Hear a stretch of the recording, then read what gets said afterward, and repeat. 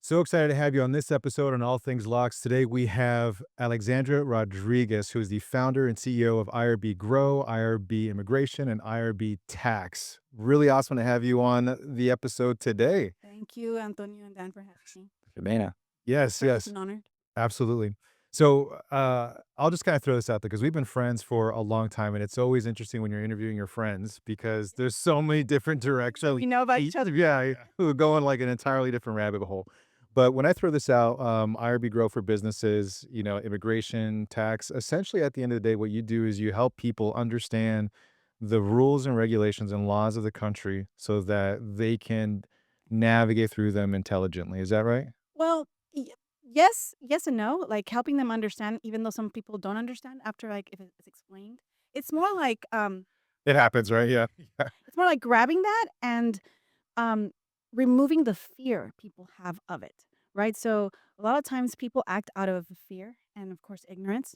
Right. So when you speak to them about, hey, this is just the rule, but if we do it this way, we can manipulate it that other way or strategize it this way, you can get the same outcome. And like, "Oh, I never thought of that, and I won't go to jail?" Like, no, you'll Yeah. be fine, right? So, I think it's more having people feel comfortable, feel like there's really Yeah. nothing to worry about when Y it comes to all of those yeah, aspects. because you work with, individuals, you work with just like every day, like Businesses W-2s, and individuals, businesses. yeah. Yes. Where do you kinda see that the most? Like, it seems like it's a lot of employees that are like, "Oh, I don't wanna touch it, I don't wanna go in that direction," or do you see, like, with business ownership too? Oh, the fear? Yeah. I see it across everyone, and I think that that has a lot to do with the media, right? The media loves to promote fear because whenever someone is afraid of something, you can easily get controlled about Mhm.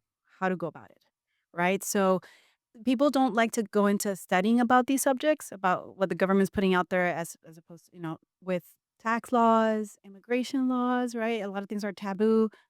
I was Um, just gonna you pulled a word out of my mouth. I was like, because it almost feels like it's taboo, like, I shouldn't even go in that area to educate myself. no, no, not even, and they've even made it to a point where even talking about it with your friends and family is like, you feel like people are gonna judge you.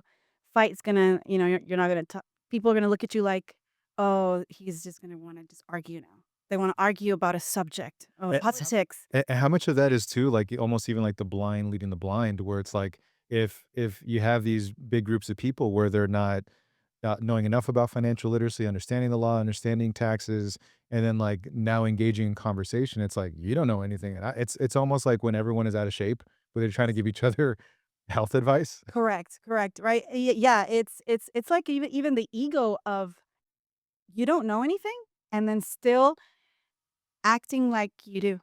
That's what's probably keeps people from learning, is when you're with people and you talk about immigration, you talk about politics, you talk about government law, you talk about taxes, or, "I've done this, or I've accomplished this," to have that group say, "I know nothing about what we're talking about," that's rare. No one says that. In Mexico, there's a practice where, "Hey, you ask anybody where to go, and they'll always give you directions even though they didn't know where you're going. They'll always act like they know how to respond, Hmm. right? Right, because it's the ego of people acting like they know what they don't know, Right. right? But if people just dropped that and went with professionals and said, "I have no idea I don't know what I'm doing, what like, I'm doing." please guide Like, me. even now, the subjects that's in the media, right? The immigration laws, people are out there protesting as opposed to when you ask them, "What are you protesting?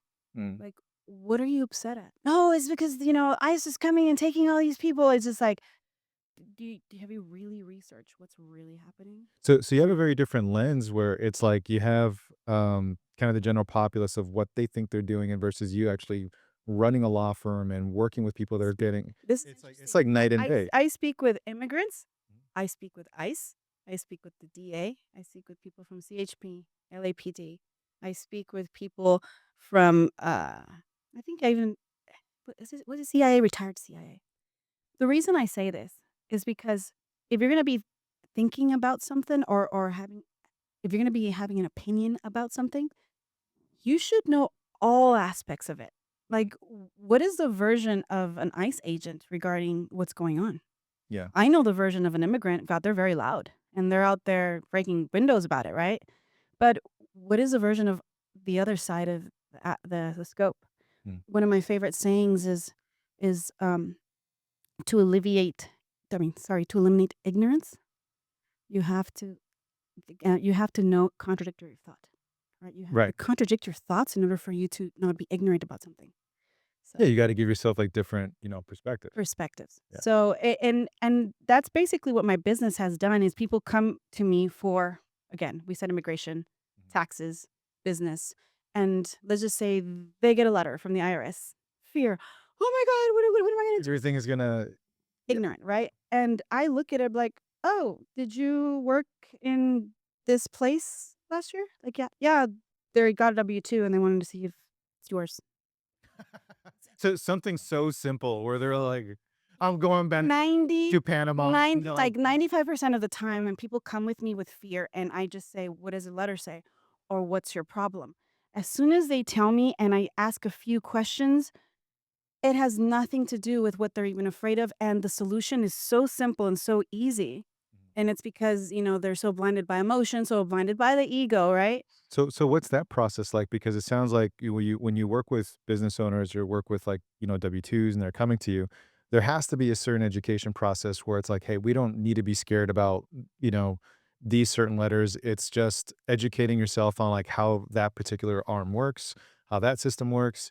And so when you get anything, this is how you should read it. And I feel like that's kind of a big area with business owners because like when something is if you look at like the Bible or if you look at Shakespeare, it's English, but when you're reading it, we're like, "I don't know what this is act." English, yeah. Gibberish. Yeah, it's just It's not gibberish, like, language. "Who wrote this? Shakespeare?" Like, Yeah. if you're reading, like, a life insurance policy, it's like, I don't know what even this means, but it's in English, Yeah. and I feel like the law is, like, very much the same way that you can still get, like, a piece of law or a statute, and you're reading it, and they're like, "I don't know what I read. I it's just a bunch of gibberish."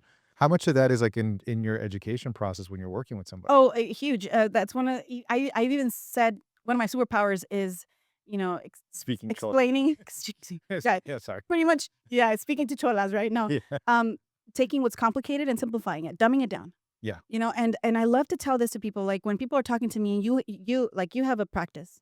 The doctor comes to talk to me about, "Hey, this is what's going on." I say, Talk to me like I'm a 5-year-old."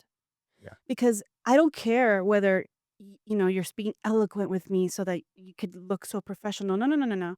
just pretend I'm a What golden matters retriever. is to Yeah. understand clear what you're telling me.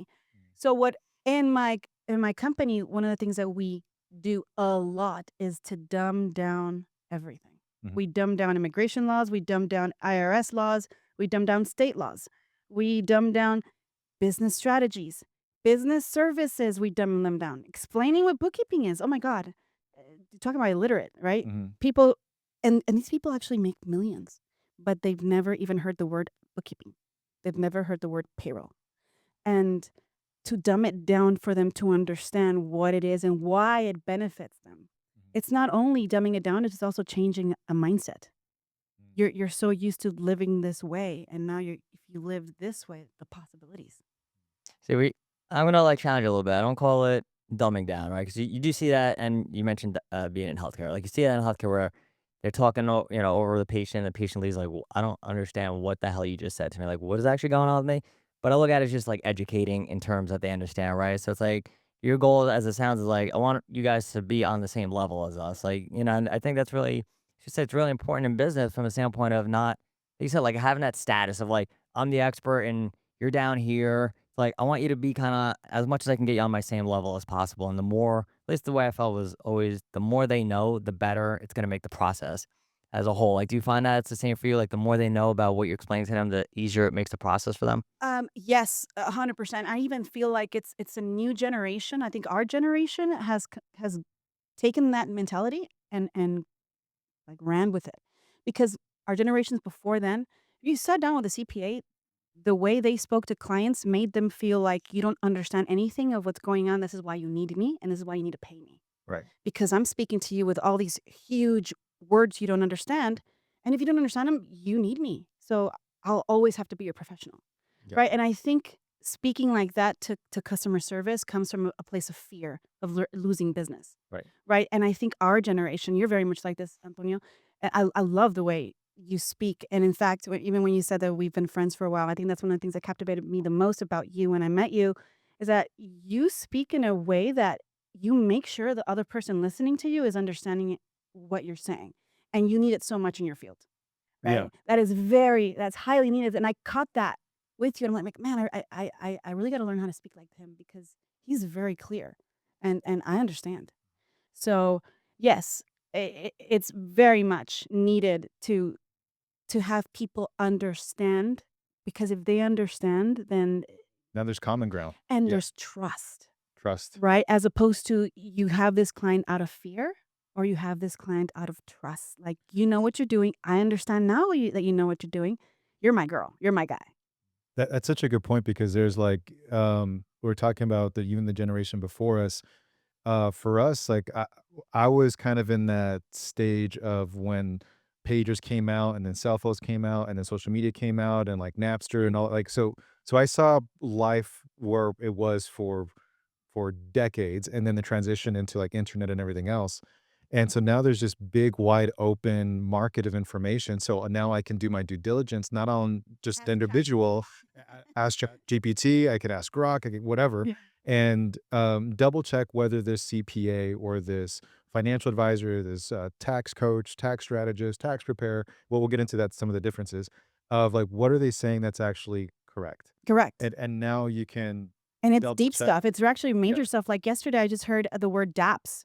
It's a really like a dab no like a or like a dab. I think it's like one of the most protective asset structures you can have that I've never heard in my 25, 30 years experience in being in tax and Mm. assets. Like, and I looked it up immediately while I was there. I was like looking it up. I wrote it down in my notes too. And I was like, oh man, this is an actual thing. And I started studying into something that just someone said a word. And then I brought it up at the palm of my hand. The power of and access of knowledge. That to me it just blows me away. And I feel like there's no excuse. But do you actually find that that helps you? Like, do you see people coming in more educated, or do you see them coming in and maybe pretending to be the expert? Like, hey, by the way, I looked this up on ChatGPT, and it's kind of a little bit counter to what you told me on our discovery call. So, I do certainly see people coming in with a lot more education than before. It is rising, but when it comes to where I lose clients or potential clients is that is the trust. I'll tell them how it is or how it should be and their options, but then they go and they run and talk to their comadres and their friends and the people that are financially the same or even worse than them. And then they believe them over what I just told them and or they'll just talk to somebody that's gonna charge them less Mhm. because, you know, again, people make decisions also financial, and to me, in my mind, it's just like, man, a person has such a poor mentality because they're chasing pennies and they just lost dollars, but they don't know that. yeah. They have no idea, and it's the reliance on bad advice with the people you love and trust, like, we need to learn to compartmentalize that, like, Yeah. who to really listen to. I love my mother, and I love my father. But I would never, ever, ever, ever take financial, you know, advice Yeah. from them Yeah. because of, the Their results. their Correct. limited Yeah. knowledge and the results and their history of that. Credibility. Yeah. Right? Well, Credibility. you're a doctor, right? But then if I come to Antonio and said, hey, you know what, this doctor gave me this, and then it's like, man, I've never taken that. Don't. But then a But it's lot of like, people would be like, all right, what then? yeah, yeah, yeah. Like so again, it's that. I think it's where we lose clients making great decisions or good decisions for themselves is the bad advice they get from the people that surround them. And then that's what they trust. How does that Frustrating. I mean, yeah, like, how does that do you see a difference in terms of, because you're in immigration, but just in terms of different cultures, like, do you see how the mentality around money and financial decisions? Yes. Because I'm just curious, I like, Laugh. a lot of Get people, into that, yeah. yeah, Funny. a lot of people don't think about that. And I'm just kind of curious. I think there's an aspect there. So about 3 years, like I started tapping into the market of Mexican and Canadian market when it comes to we strategize how to bring businesses from Mexico and Canada into United States. Um, with a lot of business and tax strategies, right, that we can help and immigration strategies because you can attach your visas to these, right, Mhm. and get citizenship or residency. um, working with business in different cultures, you have to. It sounds a little discriminatory, Mhm. but we have to ask where their background is from in order for us to implement a certain rule on them. Mhm. Because the way they do business is completely not the way that the US does business.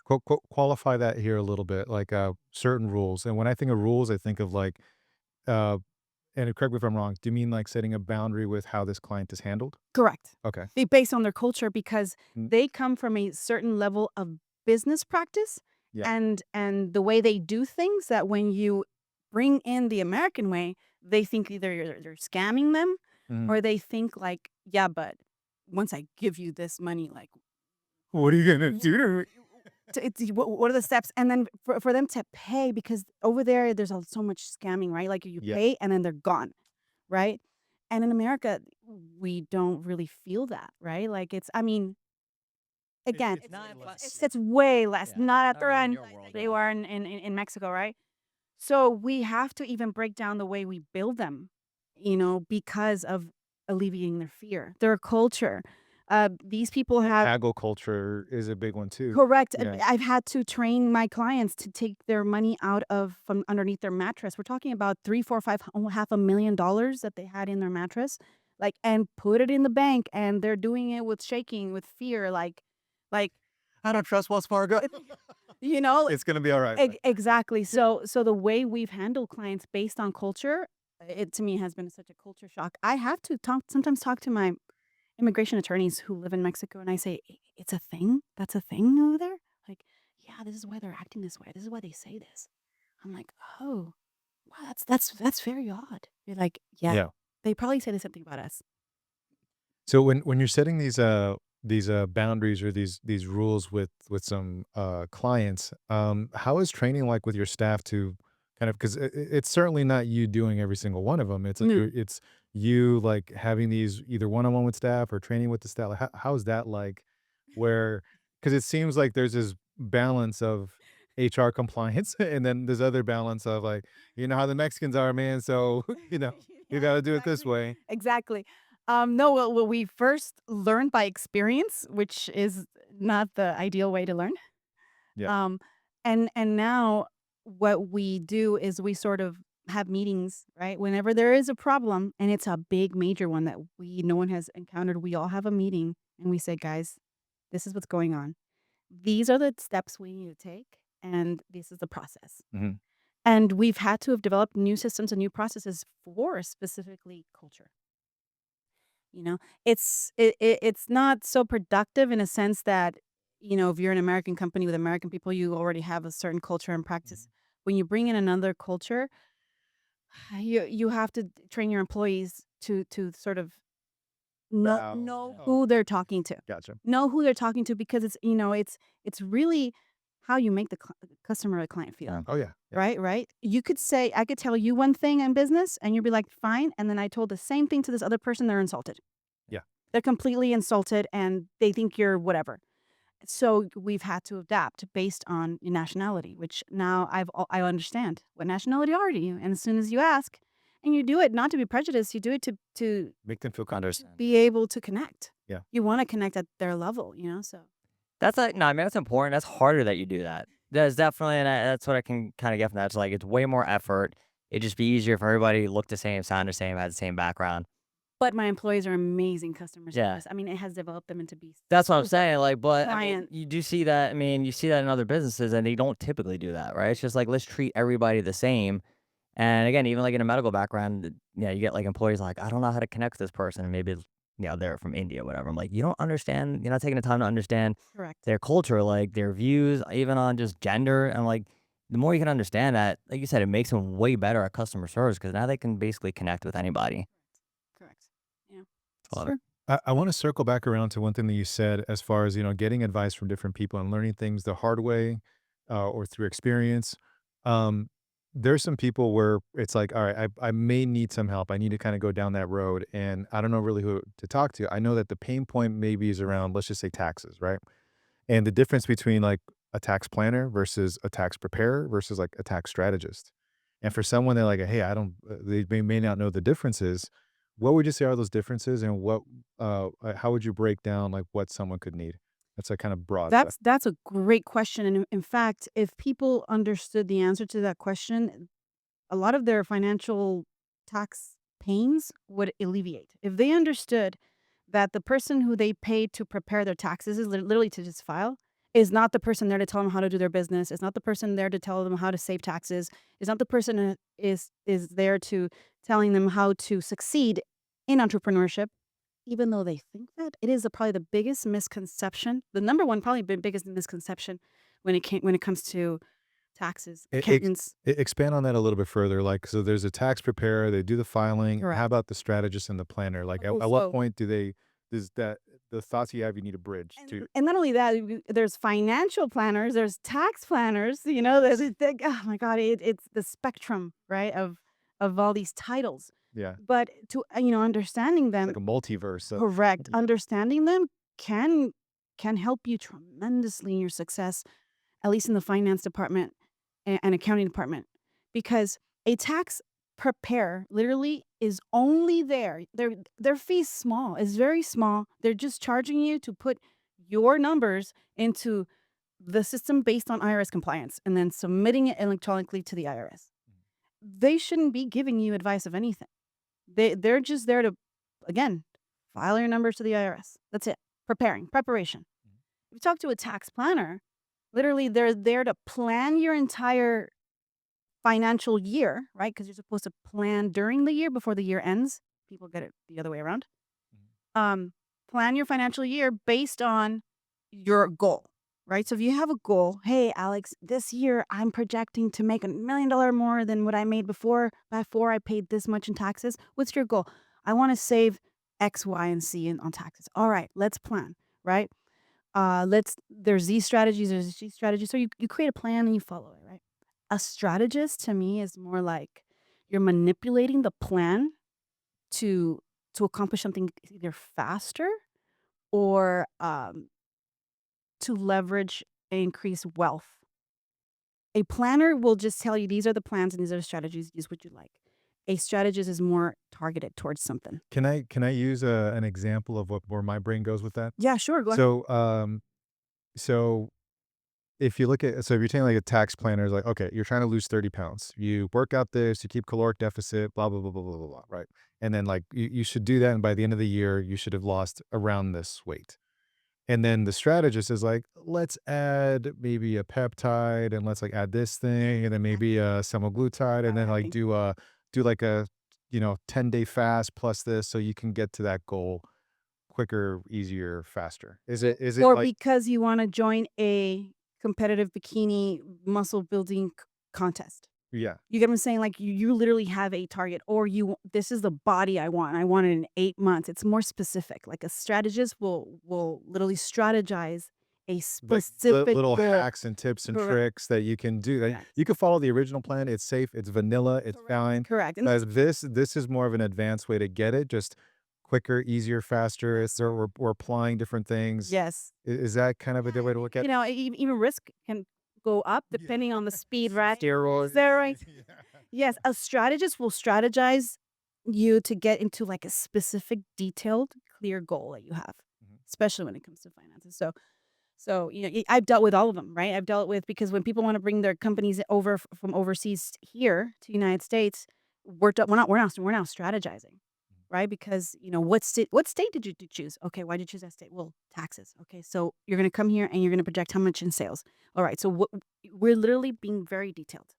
So when is the best time for a business owner to actually utilize all those different individuals, right? Because like you said, most of us, we're just gonna have the one person. Hey, just give my stuff to my account, and they do everything. But you're like, all right, now you're telling me there's like 3 or 4 people. So when is the best time as you're maybe starting business or you're in your business? When's the best time to actually utilize all of those people, all of those pieces? I mean, it's always going to be before you want to reach the goal, right? So when one of the questions we ask most of our clients, especially when they have they surpass a certain income, Mhm. we ask them this before we file. IRB Tax does this, by the way. Um, you have any future plans of buying a house? You have any future plans of buying a business? Yeah. So why are we asking that? Because the taxes we file today will be asked for in 2 years from now. And people will come back being upset with us because we maximized their refund or we Mhm. lowered their tax deduction, but lo and behold, their taxes can't buy anything. So it has to be before your goal. And the more time, again, who doesn't say preparation, right? Yeah. Preparation is like key. Whenever you have a goal in mind, prepare. Like talk to as many people as you possibly can about the subject. Take down your notes. Plan and then strategize and then attack. Right. So in planning, we should be coming in.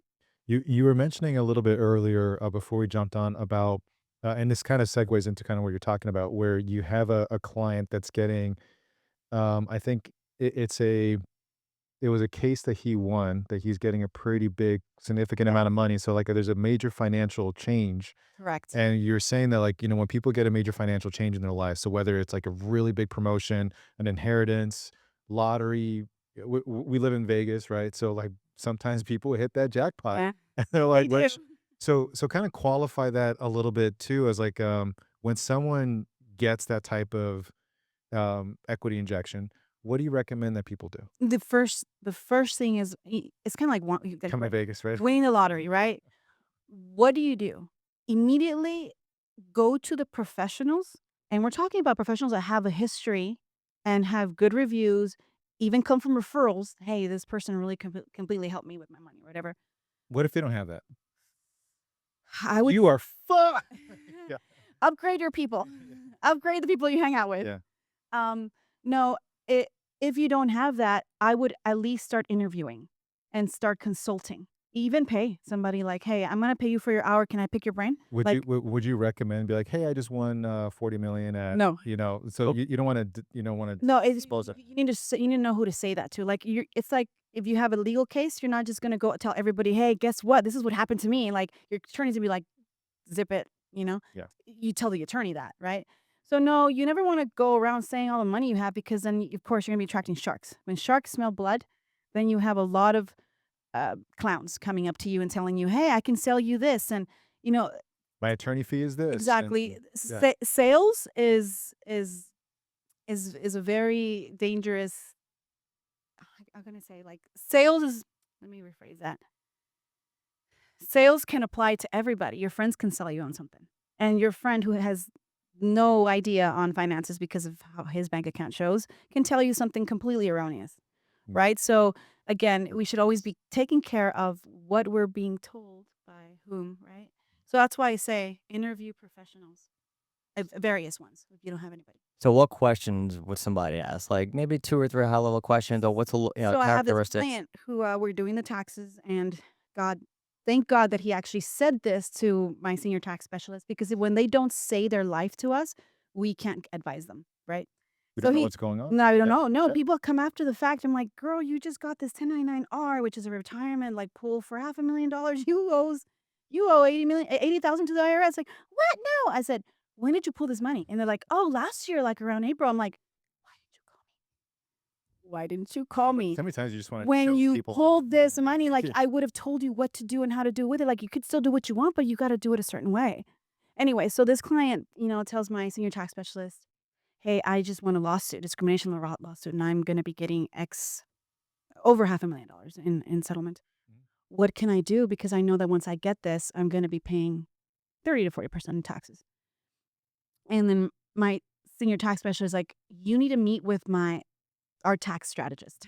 Yeah. And let's have a Zoom meeting. When can I book you?" Right? So as soon as that meeting happens, they normally bring me into the circle. I'm also training somebody be just like me. Um, then I start telling them, "Hey, you're getting this money. These are your consequences of it, right? It's not so bad. I wouldn't mind those consequences, financial consequences. But there's strategies. There's things that you can do. You can go about it this way, get a business. You can go about buying an asset here. You can, sort of lower your capital gains, and this is how you can do it legally. But because they said something to us, right? But if that person would have filed their taxes and left and never told us, and then after the fact they come, boom, they just lost thousands. And I seeing that to me, even my tax preparers that work with us, we feel this knot in our stomach once Like they come. instant heartburn, Could have just saved you that money, like yeah, we're just like automatic migraine. doesn't have to go to Ukraine anyway. So yeah, What do you think is a good way to maybe get ahead of it and just, you do a great job of educating people when they come to you. Like, what's I a, try. like financially speaking, we're horrible. Like, I think just across the board, not even the US, but we're like absolutely terrible when it comes to understanding anything related to financials, personal and business. What do you think outside of just like educate yourself? Like, what people could really do to just start understanding some real basic shit, like even profit and loss or cash flow, spending versus how much am I saving? I'm sure people have heard this throughout social media, especially with really successful business influencers and entrepreneurs. It's your association. Like, honestly, just by being around the right people, having the right friends, it can be a blessing. It could be a curse, Mhm. be a blessing. Like having you as a friend, like you've leveled me up in operations and a level that I've haven't been in, right? Because I don't know, that's not my field, but because I'm friends with you, we'll hang out, we'll talk. I'll just tell you about a headache that I just have in my business. You're like, oh, you can do that, blah blah blah blah. You're like, oh, light bulb, right? Yeah. Like, and so I think I think I gave you a mini stroke a couple times. I was like, "Are you joking?" Like, no. "No, I just didn't realize I could do that." Exactly, Yeah, yes. yeah. So it's so easy if you just change your circle. You change your friends, the people you hang out with. It, and if you start, it's sad to say, if you start judging people by what they bring to your table because you have something to offer too, um, you have no idea how your life will just transform with just that small advice.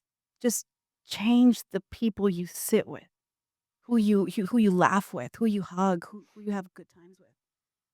So it helps. That's the hardest part, I think. And like you said, transform, right? Most people either they don't want to transform, Correct. or they want to stay the same, but come to you and say, all right, how do I make seven figures by doing the same thing? But then they don't want to transform because it's, well, I had this circle and I've been with them for a long time. And how do I move away from that without ditching it? It's like you kind of can't. Like you have to kind of, if you're going to move up, you got to sometimes like not trade in, but Yeah, Yes. it's like it is an aspect a lot of people have a hard time with. Like, how do I give up what has maybe gotten me to this point, but won't get me to the next level? it's so interesting because I feel like that's one of the things on that's a kind of a balancing act, whereas, someone that I've maybe known for a long time is they demonstrate it over and over again, even though they may not be intelligent financially or operationally or, like, building, but they are loyal and they have my back. Right? Like Mhm. having someone that's maybe in that category. And we see, you mentioned social media a little bit earlier, is that there's a lot of things that are pushed that's like you want to be the dumbest person in the room. Like, don't, if you find yourself to be the smartest person in the room, you're in the wrong room. And it's like, so you're by default, you're constantly leaving certain groups Yes. if the goal is to elevate. Yeah. So what do you recommend kind of being that balancing act of anything where like you have the people that are by your side, they're good people, they keep you grounded, right? Yeah. That, are quality, loyal individuals versus the people that come in for seasonally. I think that's where you have to upgrade your emotional intelligence, right? Because we all have an EQ. We do. And could we always improve all of definitely. We're not all Dalai Lama, we're all not all Gandhi, we're not having reached that level of enlightenment, right? But Well, like speak for yourself, but Yeah, except for Antonio. yeah. I was talking about God. So I think that's where your EQ comes in, right? Because you are going to hurt people's feelings. And sometimes you have to be okay with doing that. Of course, you're not gonna be like, "Well, I'm hurting your feelings because you're dumb," and cut them, right? Like, you're not gonna be doing that. You also can put people where they belong. You said they're very loyal, so you put them in the category of, "You will always have my back when something happens, so I'll always reach out for you with this," Mhm. as opposed to, "I'm never gonna ask you about that," because you're not good at that. So you put people where they're at. You also have to be paying attention whether even if is the loyalty greater than the impact they're having in your life, right? Sometimes because this person has been loyal to you or has been your friend since you guys were children, but they're so negative, right? When they've come to your circle, they're loyal to you, but every time they leave from seeing you, you're drained. You literally feel depressed. You don't want to work anymore. Mhm. Eh, Energy vampires, right? People know them. Is that person that? Is the loyalty greater than the impact of in your life? And unfortunately, it takes emotional intelligence in order for you to be able to decipher. You had a little bit earlier, like, you had some thoughts and lessons around, not just having that friend, but working with friends. Tell us a little bit about that, thoughts and lessons about working with your friends. Oh my god, you may have many. I've evolved with that, right? Like, people what do people do when they first start their business? And again, we use one of my businesses, IRB Grow, right? We have clients, come in with starting their business from 0 all the way to, like, going to wealth of 7 million. And one of the first things I see when they start their businesses, what do they do? Hire their family members, hire their friends, right? And drama and, ensues with that. What is your And yes, CFO? they're Who prepared, go? just like Oh. grabbing the popcorn. And even as their, consultant or their advisor, I even have to be careful on telling them, I wouldn't have your wife do that. Yeah, abuelita needs I to be wouldn't have your mom, I wouldn't have your dad do that, because you're insulting their family member, and you're saying, like, they're not capable of that, you know? So, I even have to be careful of not giving them the right advice because then they'll be upset at me, or their family member heard through the grapevine that I said that they shouldn't be in that position, And now they and wanna then cut ties with you and then altogether. they're now influencing my client to dump me as a as their professional, right? Yeah. So, it really is like a game, right? Like, it's a mastering of people. So, you know, that's what they do a lot, right? Hiring friends, hiring, the family. There's the loyalty and trust there, but not Correct. not And competence. and some moments, most moments, you just have to let them go through the fire and have them get burned a little bit, and they'll eventually come back and say sorry, and then say, Okay. I'll listen to your next advice. What do you think?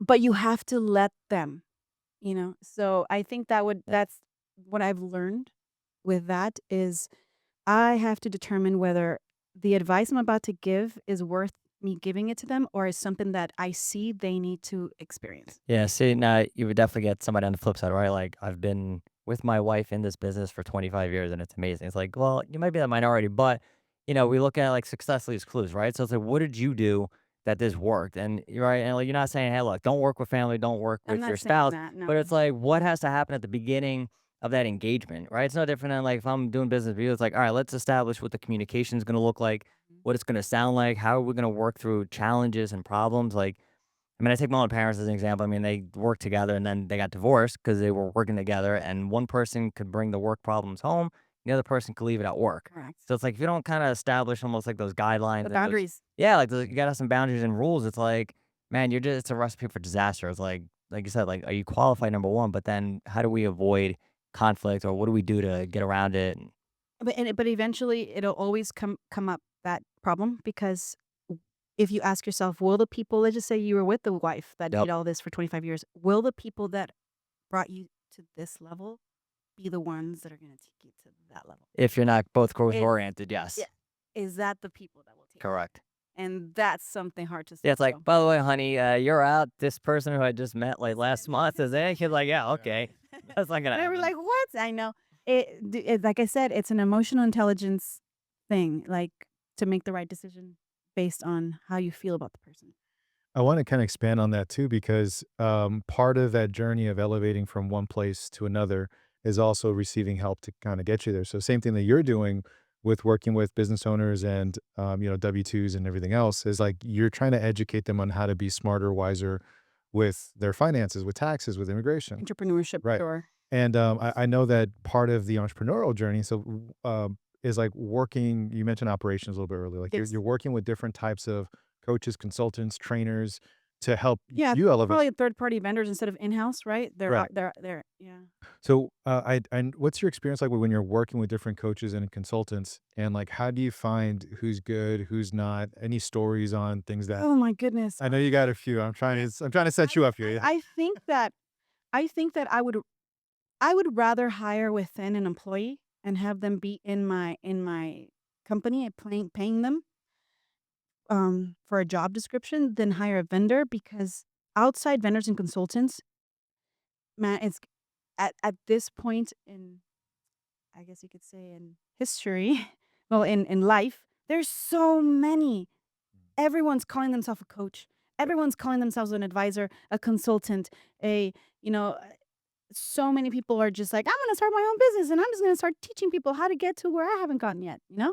So that, like, I have so many experiences of hiring third parties, like even in operations, right? I had Yeah. an experience where I wish there were things that I should have asked, I should have paid more attention to, because if you're not on top of the person who you hired as a consultant Mm. to give you the what you paid for, the results you paid for, Right. they will just run with your money. They will not. They will only see you like any other client because you're just a client on the Rolodex. You're one of many that pay them for that service, as opposed to having an employee inside that just does it for you. But with that said, there are diamonds in they're diamonds in the mine. This This field mine of of shit. it's of crap. And how do you how is it? How do you identify them, find them, sift through that? Yeah. So I sometimes think in Spanish and sometimes I think in English. So yeah, how do you identify how valuable they are? Well, one, and it's a major one, is it a referral and do they have a reference of people speaking that they gave them the results they wanted? Like, please ask for referrals, right? Two, you have to sort of give them a deadline and an expectation. If they're not clear on their deadline and their expectation, they are going to just think about their own deadline and their own expectation, which is nothing close to yours. And they think they're delivering and they're really not in your mind, right? So it's clarity. And in the end, also references. I said references and then I said clarity and deadlines and expectations. And then third, I think progress payments. I mean, to me, progress payments, uh, it's something that I think everyone should do and be clear on the progress payments, right? Like, because a lot of people are like, oh, if you give me upfront this much money, all in lump sum, you save X, Y, and Z. Sometimes I'm just like, yeah, I'll give you all that lump sum. You didn't really give me at the end what I wanted, but I lost all that. If I would have given you progress, I would have stopped when you weren't treating me like Mhm. I wanted to be treated, and I would have lost less. Right? So now I don't see the savings by paying the lump sum at the beginning.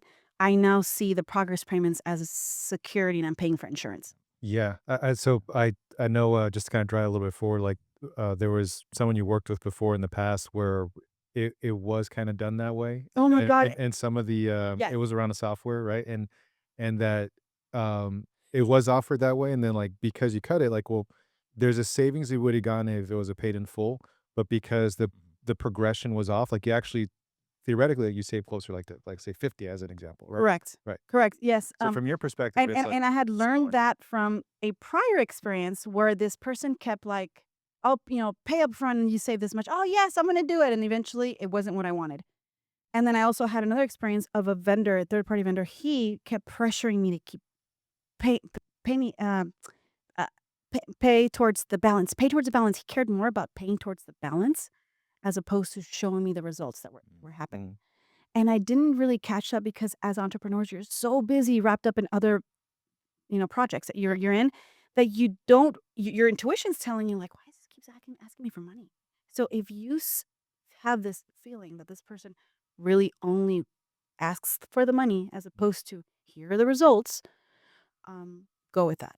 Mhm. This person really just cares about the money, not about the results. It's And we feel it yeah. energetically. I say it's funny when you look at other industries for guidance. Like, we're big believers in that. Sounds like you are too. But like, you see it a lot in real estate, right? It's like you fix the whole house. It's like I'm not giving you everything. It's like Oh, here's construction. 20%. Yeah, I know, right? But it's like here's 20% now. It's like, and then when you do have the project, you give this and that. So it's like, what could you also learn from other industries where it's like even employees, right? It's not like you pay an employee for here's your year salary.